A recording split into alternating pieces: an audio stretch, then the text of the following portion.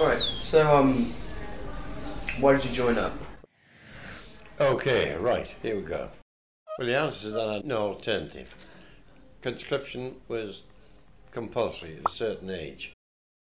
And I said, well, I didn't want to go in the infantry, I wanted to go to the Royal Artillery. So they said, well, that's all right, you can go to the Royal Artillery. Eventually, it came to the day before D-Day.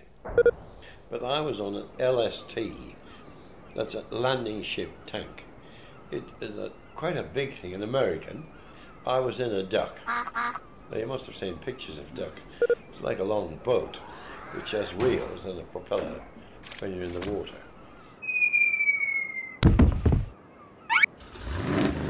So I went down in this duck off towards the shore. No Germans in sight, not one.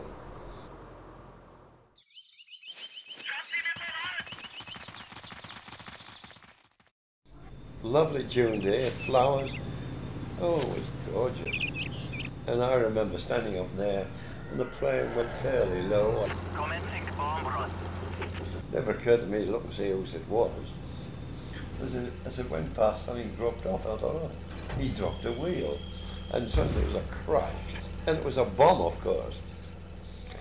At about 6 o'clock, we stopped at a predetermined line. We were told to go no further than that. And all I remember was somebody bring me a cup of cocoa.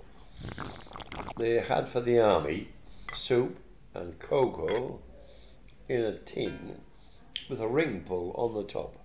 And you pull the ring pull, and that ignited a magnesium flare inside. And if you kept holding it, in time it bubbled, it meant it was boiling, and you just pulled the top right off and drank it. On Friday, about midday, a German tank appeared, I suppose it was half a mile away, beside a hedge. And suddenly, he fired a shot. There was me, a few yards, and then our gun, and then him. And he dropped a shot in front of our gun, and some of the shrapnel went into the gun and set it on fire. So the blokes would have gone all around and got this trench. And then he fired another shell. This time it dropped behind me. In the artillery, if you wanted to hit a target, say 500 yards away, you didn't set the sight at 500 yards, you set it at 400. And if it dropped short of the target, you knew it was further than 400. You then set it at 600. And if that dropped beyond the target, you knew the target was between 400 and 600.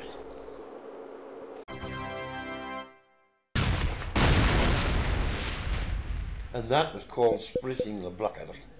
Well, he dropped one in front of me and one behind me. I thought, that's it, the next one's where I am.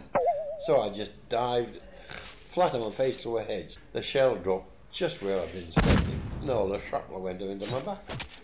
I just lay there. I didn't have any pain. I just feel a kind of warm glow, which I assumed was blood. And I just lay there waiting for the stretcher bearers. And while I was lying there, one of my blokes came up and said, would you like a big of Christmas pudding? I said, I'd love it. So I bought me a piece of hot Christmas pudding and lay there eating Christmas pudding waiting for the stretcher bearers. But eventually the stretcher bearers came and they picked me up and started to take me back. And we were walking across a field when suddenly a plane appeared. Well, they didn't know and I didn't know whether it was ours or theirs. But they said, oh sir, look, we're going to be in great trouble. Look, what are we going to do? I said, oh, for God's sake, drop me and get in the hedge.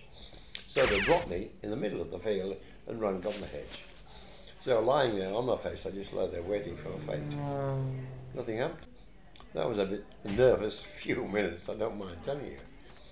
And then after that, the stretchers were all put on a duck, which is what I came in, taken out to sea into an LST, which is also what I came in. In my unit, I had three friends. We all joined on the same day. Within the first fortnight of being in Normandy, they were all dead and I was wounded. All of them dead within a fortnight. So war's awful. I certainly got last time, you know. Really is dreadful.